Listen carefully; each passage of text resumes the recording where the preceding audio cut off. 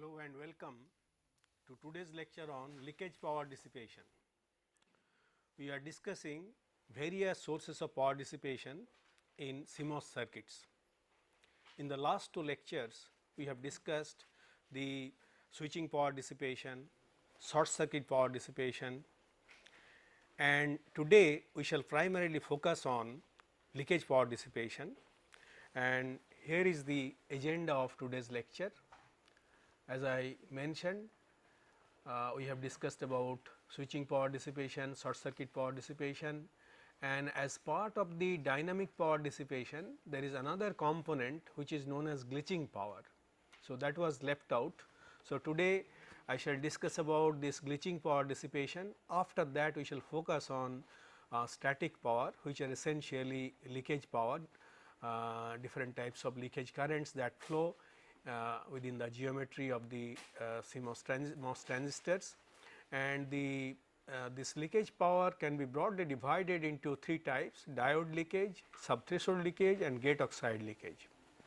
So, I shall discuss about these three types of leakage power dissipations one after the other. After that we shall conclude this lecture after discussing degrees of freedom. Okay. So, let us start with glitching power dissipation. Earlier I have mentioned about the occurrence of glitch in CMOS circuits. As I mentioned, the glitch occurs in a CMOS circuit because of finite delay of the gates. Let me take up an example. Let us consider a very simple circuit. We have two NAND gates. Let us assume here is one NAND gate and this output is fed to another NAND gate, 2 input NAND gate.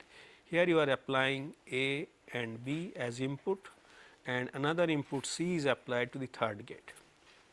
Okay. Now, suppose the initially the value of A, B and C is say 0, 1 and 0, that is being applied, and so what will be the output at output 1 and output 2? Since as you know, in case of a NAND gate, if any of the inputs is 0, output will be 1. So, this output is 1 and so this will be 1, and since this input is also 0, one of the inputs is 0, output will be 1. Now, as it changes from 0 1 0 to, let us assume it is changing from 0 1 0 to 1 1 1, then what will happen? If it changes from 0 1 0 to 1 1 1, then you can see these two inputs are 1 1. So, output will switch to 0 and this input is however 1, but since one of the input is 0, output is supposed to be 1. So, we find that for both the inputs 0 1 0 and 1 1 1, for both the inputs output at Q2 is 1, but will it be 1 throughout the time? Let us take a let us consider with respect to time how it changes. Suppose this is this is O1. O1 output is 1 and at time t0 your input is switching from 0 1 0 1 0 1 0 to 1 1 1. So, this is time t is equal to 0, and since this signal will reach after a brief period of time, that means this will switch to 0 after some time, not immediately. That means, let us assume this is the time the gate will require to switch from 1 to 0. So, this is your delta t or delta whatever you write.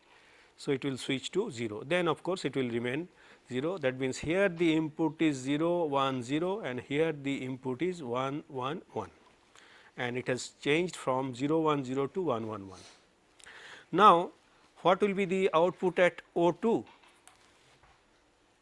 At O2, as you can see, this input is switching to 1 to 0 after some time delta t, and here what will happen at this output? So, initially it was 1, it will remain 1 up to this period, but after a gate delay of delta, I mean another delta, it will become 0 for a very brief duration, that is again delta, and then it will become 1. Why this is becoming low? This is becoming low because for this during this period delta t, you can see both the inputs are 1 1. This input is 1 and this input is 1 because of the delay of this gate. As a consequence, both the inputs are 1 1. After a delay time of this gate, it will be low for a for the delta amount of time. That means output is becoming 0 for a brief duration, and this is typically known as glitch. And this kind of glitch very frequently occurs in CMOS circuits because of the finite delay of the gates. Now, as you know, whenever the output switches from 0 to 1 or 1 to 0, there is some power dissipation. Obviously, there will be some load capacitance at the output, and this capacitor will charge and discharge, and this will lead to what is known as glitching power dissipation.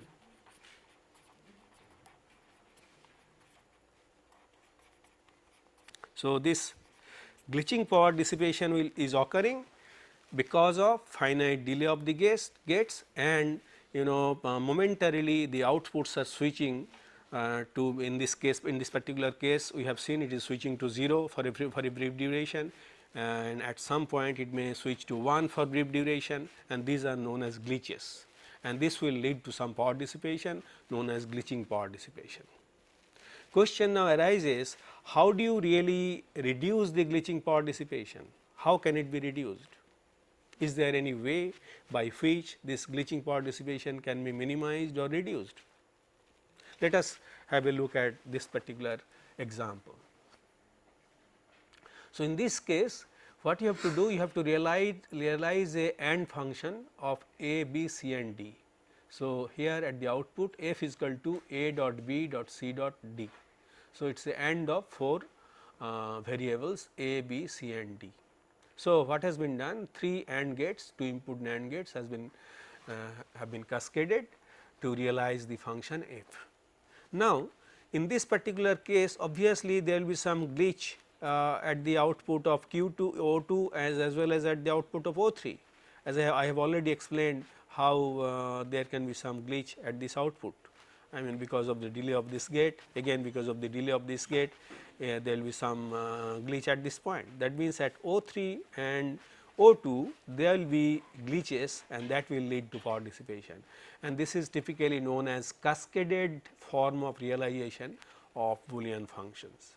Now, instead of that, we may realize the same function using what is known as balanced realization. So, you can see here A and B are applied to one AND gate, and C and D are applied to another AND gate, and then these two outputs are applied to a third AND gate. So, in this particular case, we notice that the output is actually same for both the cases, number of gates is remaining same for both the cases, but what we have achieved is reduction in glitching power dissipation. Why? The reason for that is, you can see at this point the signal will reach at the same time at this point. So, there is no delay, difference in delay between the two signals that will be reaching here, and as a consequence because of this balanced realization, the glitching power dissipation is reduced.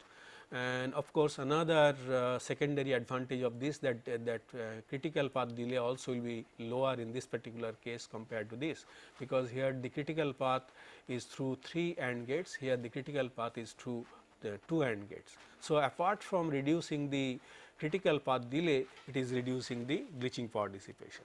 So, we may conclude by saying that we can reduce the glitching power dissipation by realizing circuits in a balanced form. So, instead of cascaded form, we shall try to realize in the balanced form, that will realize reduce the glitching power dissipation. Okay. So, with this we have come to the end of our discussion on dynamic power dissipation. Now, we shall focus on leakage power dissipation, and first we shall discuss about the different components of leakage power. I have already told that the leakage essentially can be divided into 3 types of leakage: gate leakage, and that the diode leakage, gate leakage, and the leakage through the channel. So, there will be 3 subthreshold leakage, you can say. There will be 3 different types of leakage currents. Now, here we have drawn a transistor, it can be it may be NMOS or PMOS. I mean, it does not really matter, a MOS transistor, it may be NMOS or PMOS, does not matter. And here are the different leakage currents that flow in a MOS transistor, and particularly I have taken this from this paper by Kaushik Roy and his group, published in Proceedings of IEEE back in February 2003. So, the discussion on these components of leakage power is taken from this particular paper. So, here we find there are 7 different leakage currents that are flowing in this transistor. So, first 2, reverse bias PN junction diode leakage current and band to band tunneling current, these 2 are essentially diode leakage currents. I1 and I2 are diode leakage currents, I1 and I2, and I3, which is passing through the channel, which is essentially subthreshold leakage current, which I mentioned earlier.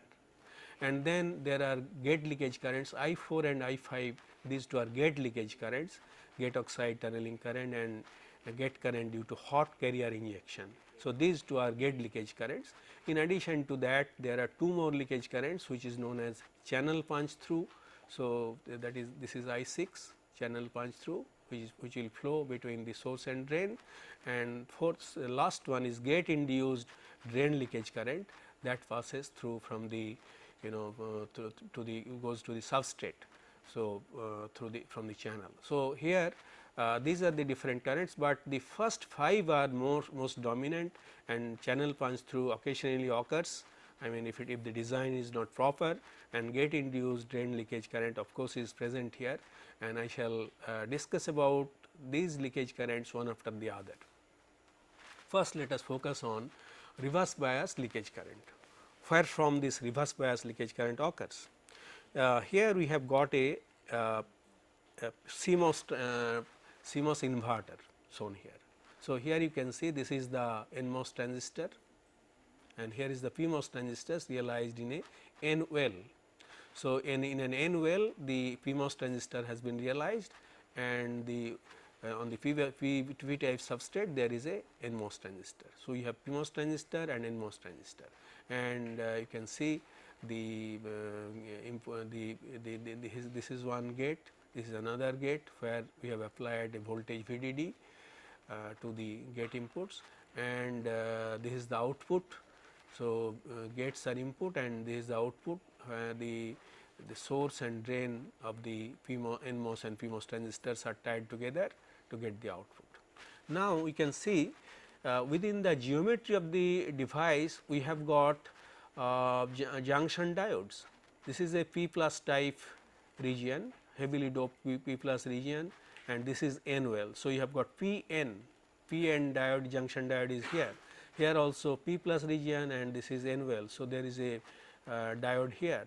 Similarly, here this is a N plus region, which is the drain of the NMOS transistor, and this is a P type substrate. So, you have got NP diode, and here also there is another diode. So, NP diode. So, I can draw the diodes, as you can see all the diodes are shown here. So, this is the within the geometry of the device, there are some junction diodes which are present because of the way the MOS transistors are realized, and during normal mode of operation these diodes are reverse biased. That is why it is called reverse bias leakage current.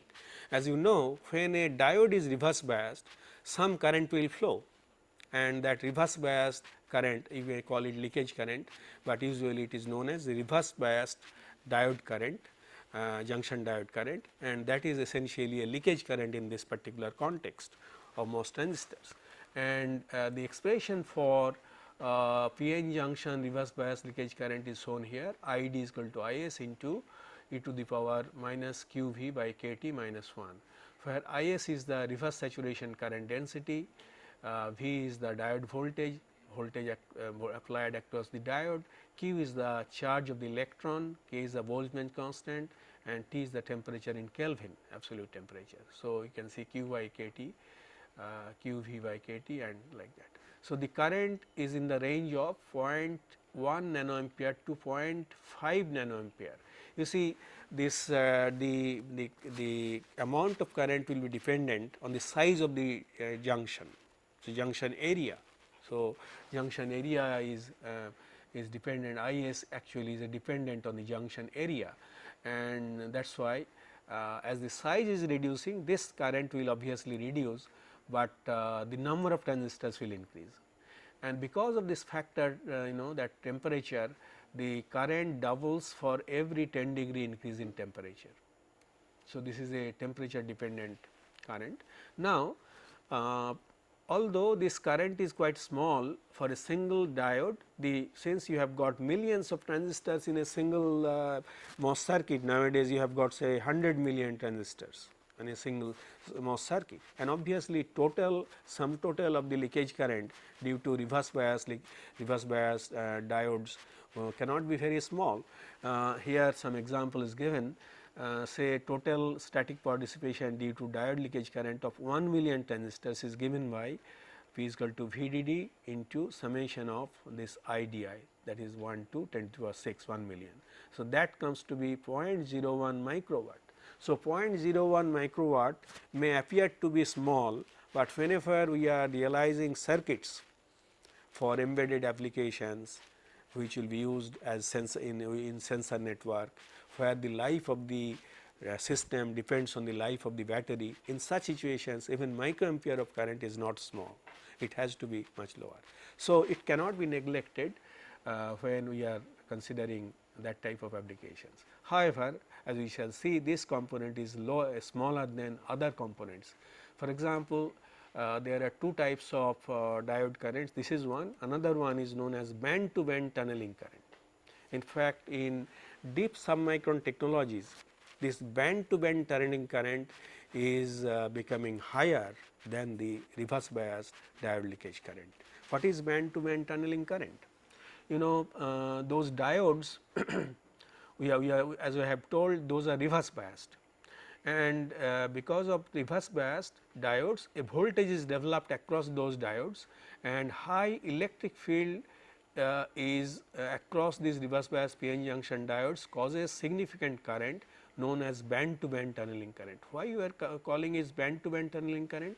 Here, as you can see, electrons are moving from the substrate to the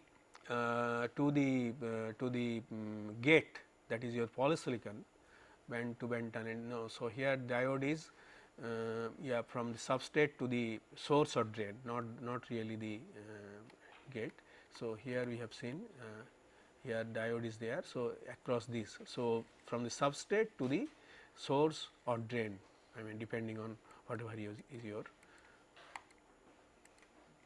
So, what is happening, because of the voltage drop, you can see the electrical barrier is lowered, and as a result the electrons will move from the valency band to the conduction band, and as a result there will be a flow of current. So, because of this the electrons are moving from one band to another band, valency band to electron band on the other side of the junction. This will lead to a flow of current, and so you can see the band gap is overcome because of the electric field that is being applied, and these electrons will move because of the positive voltage applied on the drain, and as a consequence this current is not very small, as the geometry is gradually reduced. As the geometry is gradually reduced, that electric field across the diode can be substantial, and it has been found that this current is dominating the PN junction leakage current. That means, in deep submicron technology, that BT current, band to band tunneling current is larger than the leakage currents. So, a lot of attention is focused on for the reduction of this band to band tunneling current. Okay. So, this is the band to band tunneling current. And now, let us move to the, let us consider the equation. Let us not go into the details of this equation. This is essentially a complex equation derived from the knowledge of semiconductor device physics, but from this expression you can find out its dependence on various parameters. Obviously, it has dependence on the voltage, it has dependence on the mobility of the device, mass of the electron or hole, and charge, and this is H is Planck's constant. So, that means this current is predominant only for holes, not for electrons, not for holes. So, in case of deep submicron technology, high doping concentration and abrupt doping profiles are responsible for significant BT/BT current. Actually, as you know, whenever we are going from one technology to another technology, the dimensions are reduced. Later on I shall discuss about it in more detail, and but to maintain constant field, usually the supply voltage is also reduced, but to maintain the electric field you have to increase the doping concentration.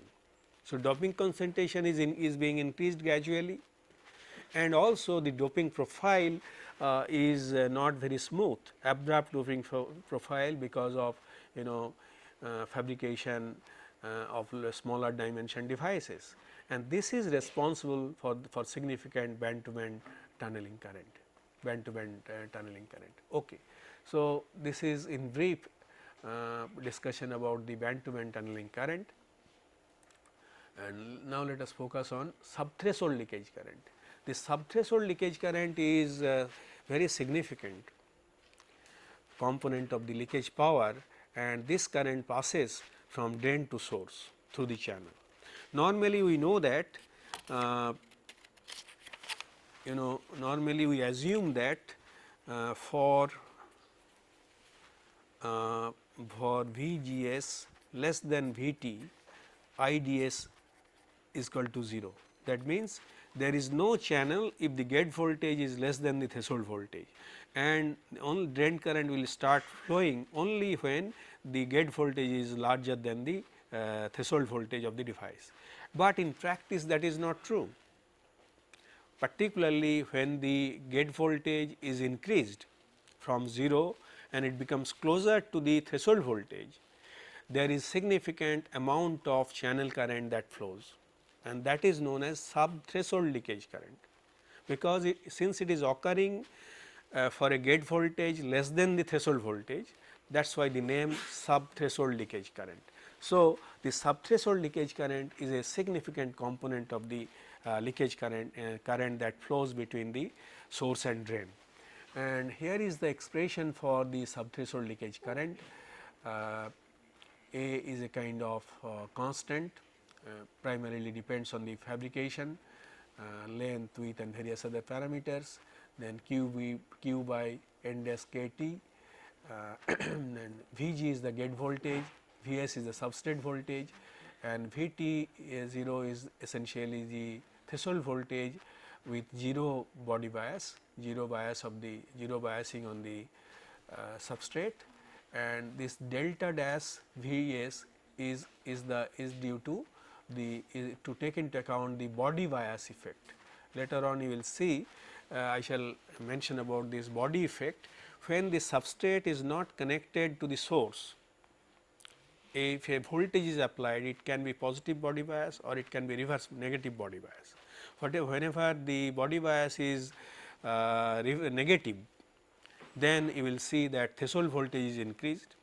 When it is positive, the threshold voltage will be reduced, and as a consequence it has impact on the leakage current. I have already mentioned about this. So, this delta dash is essentially the subthreshold to take into account body effect. So, this is known as body bias coefficient, and this particular parameter this particular parameter is to take into account the effect of Devil effect, drain to whenever you apply a drain voltage, Devil effect, drain induced barrier lowering.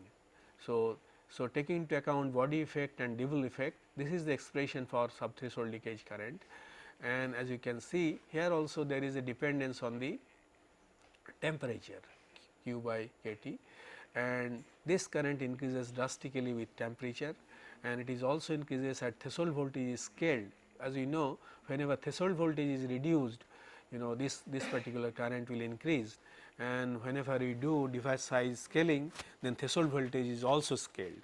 That means, let us consider the situation.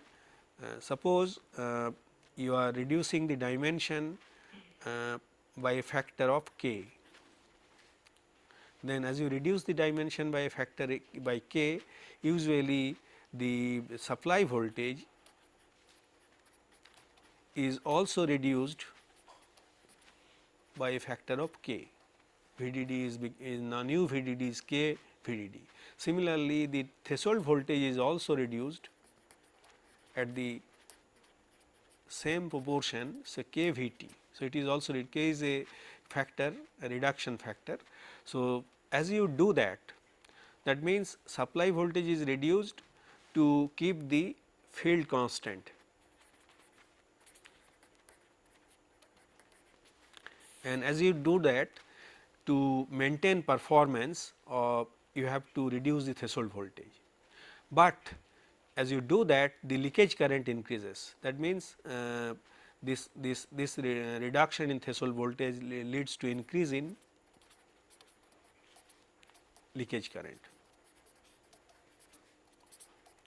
That is the reason why, as the device dimensions are reduced, as you go from one technology generation to the new technology generation, leakage current increases because of the reduction in the threshold voltage.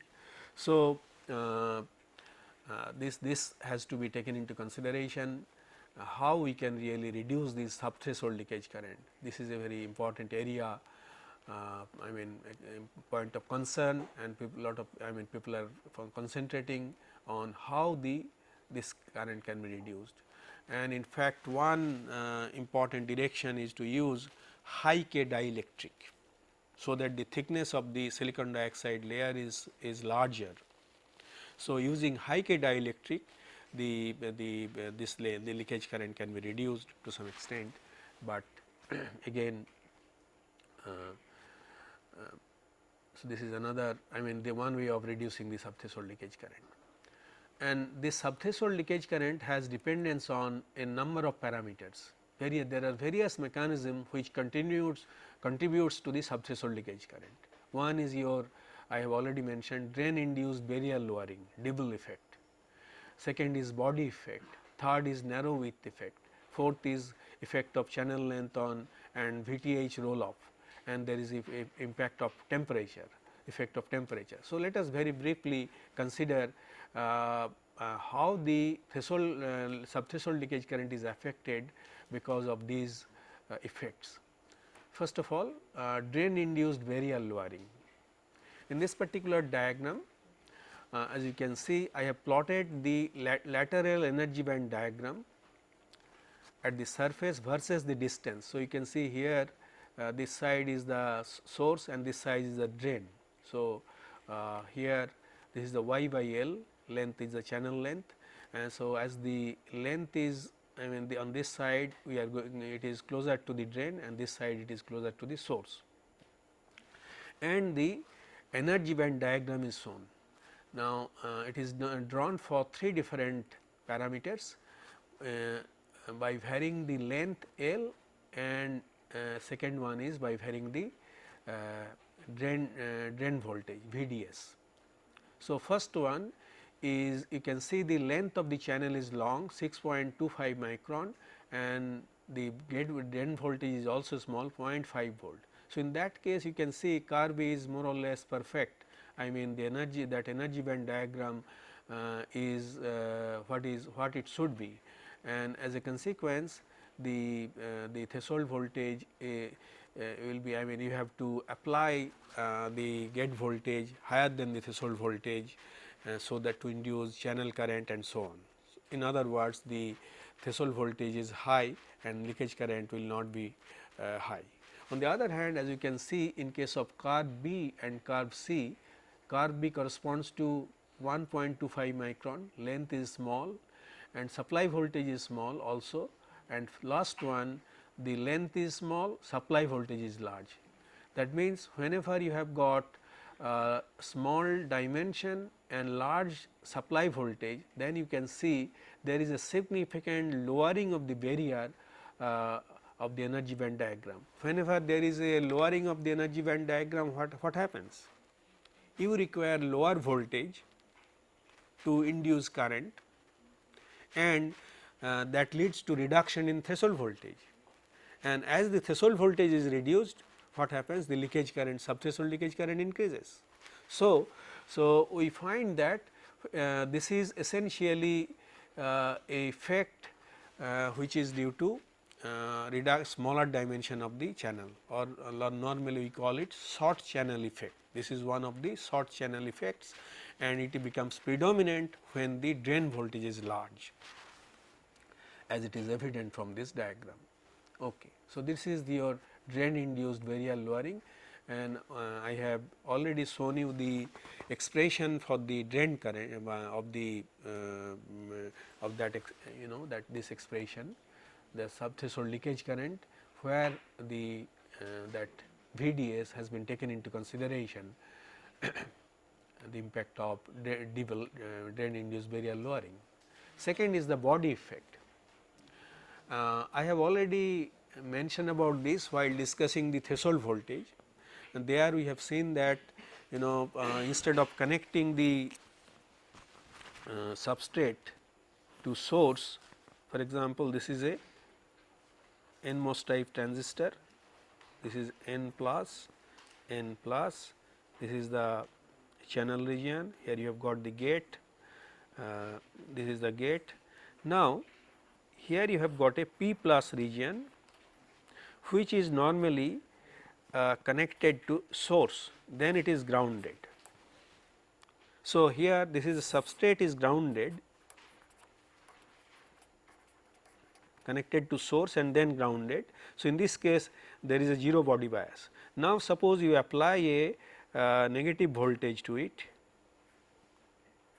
with respect to source. So, then we are calling it a reverse body bias. So, you can apply a different substrate bias voltage with respect to the source, and that will actually change the threshold voltage. Why it changes? I mean, the expression is there, but physically what occurs? What is the physical phenomenon? Actually, as the negative voltage is applied to the substrate with respect to the source, the well to source junction, the device is reverse biased, and bulk depletion region is widened. So, the depletion region, bulk depletion region is widened, that means this region is, there is a depletion region, this depletion region is widened. So, whenever it is widened, it becomes wider, obviously you will require a larger voltage to be applied to the gate to induce a channel. That means, to overcome the depletion region and to create to form the inverse, to create the inversion layer, a larger voltage is required. In other words, threshold voltage is increased. So, this is the that is the reason why whenever reverse body bias is increased, threshold voltage is increased. On the other hand, you can apply a positive bias voltage to the substrate with respect to the source. In that case, there will be reduction in the threshold voltage, and both you can do, but normally to reduce the leakage power, it is essential to increase the threshold voltage. So, you have to apply reverse body bias. On the other hand, if you are interested in increasing the performance, not the not to reduce the leakage current, then you can apply forward body bias to reduce the threshold voltage, that will improve the performance. So, that also can be done, but our interest is to reduce the leakage current. So, this is the body effect. So, you can see in this particular curve, how the body effect is changing the drain current. So, here there is a plot of on the x axis you have got the gate voltage, on the y axis you have the drain current in logarithmic form. So, it is a kind of log linear curve. So, y axis logarithmic and y x axis linear, that is gate voltage is linear. Now, you can see when the 0 gate voltage is there, even then there is a current flow. So, there is a drain current, and that drain current when the gate voltage is 0, that means the substrate is connected to the source, then you can see this is the current. Whenever you increase the reverse body bias, says the substrate is connected to -1, -2, -3, -4 and -5, you can see these are the different curves, and the lower curve corresponds to a reverse body bias of -5 volt. So, you can see for 0 gate voltage for different body bias how the current is reducing. So, this current is you can see what is the order of magnitude difference, roughly 4 order of magnitude difference in leakage current. This is 1 into 10 to the power -12 ampere, and this is 1 into 10 to the power -8 ampere. So, you can see 4 order of magnitude of reduction in leakage current is possible by reverse body biasing. So, this particular curve shows the impact of body effect on the leakage current, sub-threshold leakage current. Okay. Coming to the narrow width effect, we have discussed about the effect of the length. Now, we are considering the effect of the width. When the width is small, that too has a impact on the threshold voltage. So, here we see how the gate width affects the threshold voltage. You can see when the width is large of the order of say 2 to 10 micron, you can see it has no impact on the threshold voltage. That means, threshold voltage is more or less independent of the width. So, it does not change, but whenever it is small, less than 1 micron, less than a micron, you can see particularly when the gate voltage is large, the body bias particularly when the body bias is large, there you can see there is a lowering of the threshold voltage, and this lowering of the threshold voltage occurs whenever the width is small, less than 1 micron, and you can see the threshold voltage decreases sharply. So, because of this narrow width effect, the threshold voltage is reduced, and that leads to increase in the subthreshold leakage current. And let us consider the VTH roll up. Normally the gate voltage, you are applying some voltage to the gate, also you are applying voltage to the drain. As you know, to attract the electrons from the source, you apply positive voltage to the drain, that is how the current flows. Now, let us have a look at the channel region. Channel region is shown here. You can see the length is L from here to here. So, if you consider from this point to this point, this is the length. But whenever you apply a positive drain voltage, it creates depletion regions like this. These are the depletion regions. Because of these depletion regions, it is no longer if the channel length is no longer L in the lower part of the channel. So, you can see it is no longer a kind of rectangle, but it takes the shape of a trapezoidal, and as a consequence the effective area reduces, effective volume you can say, volume of the channel reduces. So, whenever the volume of the channel reduces, what impact it has got? It has got the impact of lowering of the threshold voltage. That means, the area, the volume is reduced, that means you will require smaller voltage to create inversion layer in the channel, and if the volume is large, then you will require larger voltage to create the inversion voltage in the channel. And as a consequence, what happens when the channel you can see when the channel length is reduced, you can see particularly this is also a short channel effect, there is a kind of roll off of the threshold voltage, and this is typically known as VTH roll off.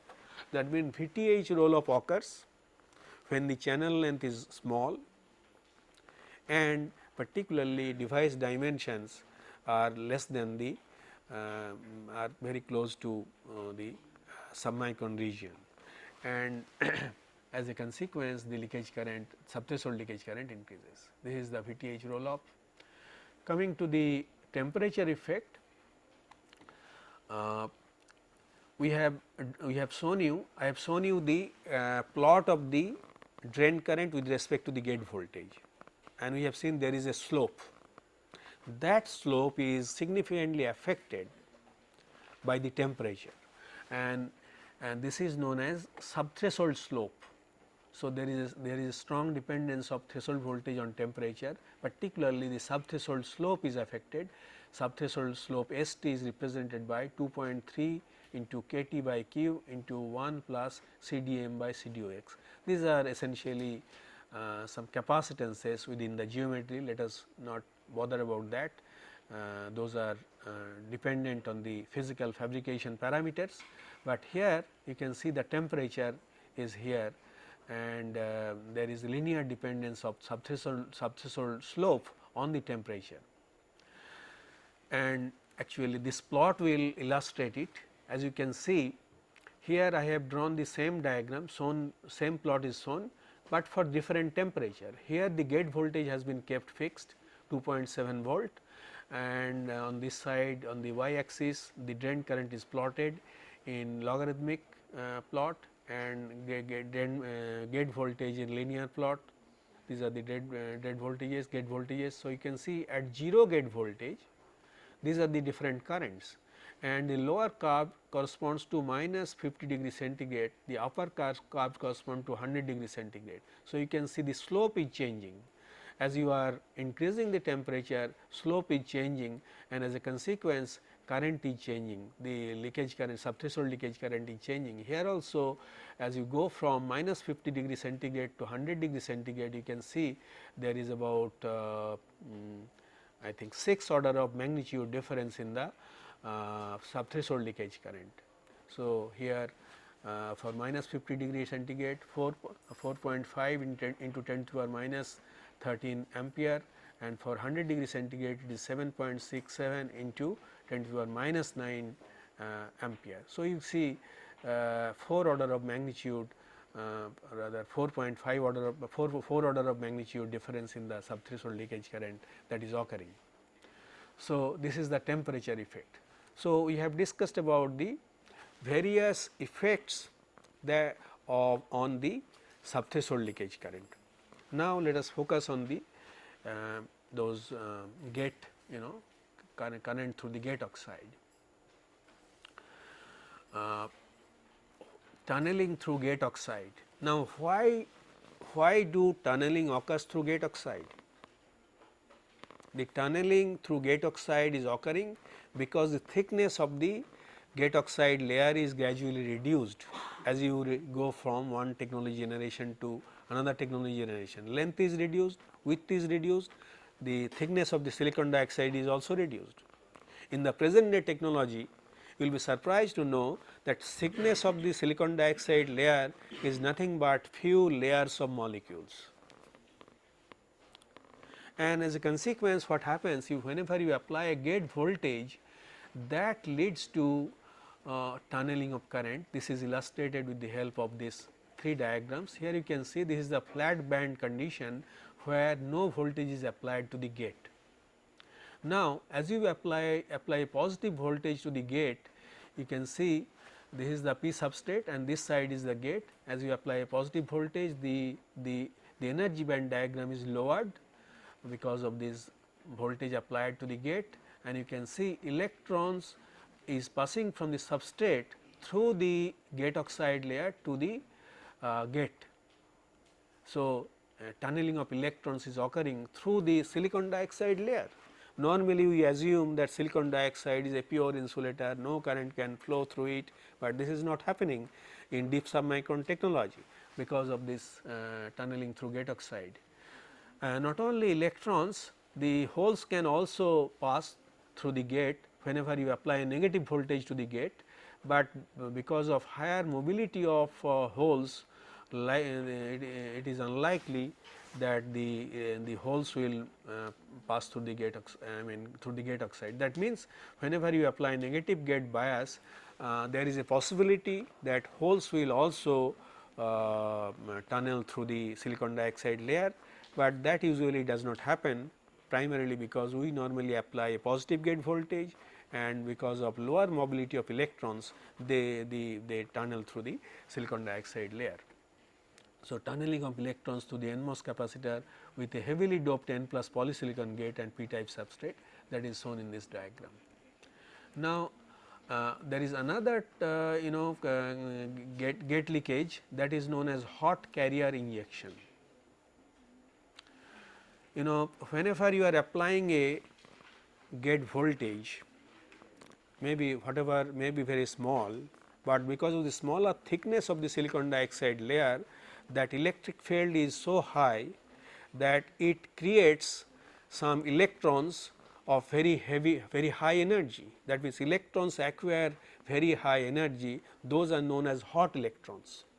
Those hot electrons acquire so much energy, they can pass through the silicon dioxide layer. That is what is happening in this particular case. You can see the electrons are passing through the because of the high electric field, passing through the silicon dioxide layer, going from the substrate to the polysilicon of the gate region. So, injection of hot electrons from the substrate to oxide due to high electric field near silicon dioxide interface because of smaller geometry of the silicon dioxide layer. So, this is known as hot carrier injection. So, these are the two phenomena responsible for gate leakage. One is your hot carrier injection and another is your gate induced drain leakage. Another is your tunneling through gate oxide. Coming to the another phenomenon, that is your GIDL, gate induced drain leakage. This happens because of due to high electric field in the drain junction. You can see there is a overlap of gate and drain, and here there is a high electric field that leads to those electrons. You can see these electrons are moving from this region and going to the substrate, and that leads to current, what is known as gate induced drain leakage, and this is due to a high electric field in the drain junction. So, these are all arising out of short length and high electric field created because of smaller dimension, and even a small voltage can create large electric field. Coming to the last phenomenon, that is punch through. The punch through voltage VPT. Okay, let me briefly explain what do you really mean by punch through. So, this is the MOS transistor, again I am drawing, say this is your source N plus source. So, this is source, this is drain.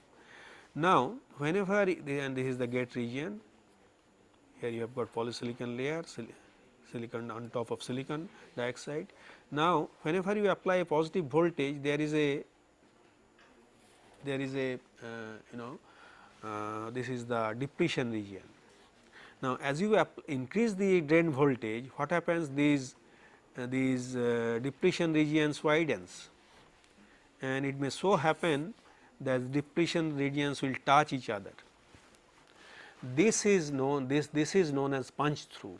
When the two depletion regions touch each other, and that point we known as punch through has occurred, and this punch through voltage VPT the gate drain voltage when it occurs, estimates the value of the VDS for which punch through occurs at VGS is equal to 0.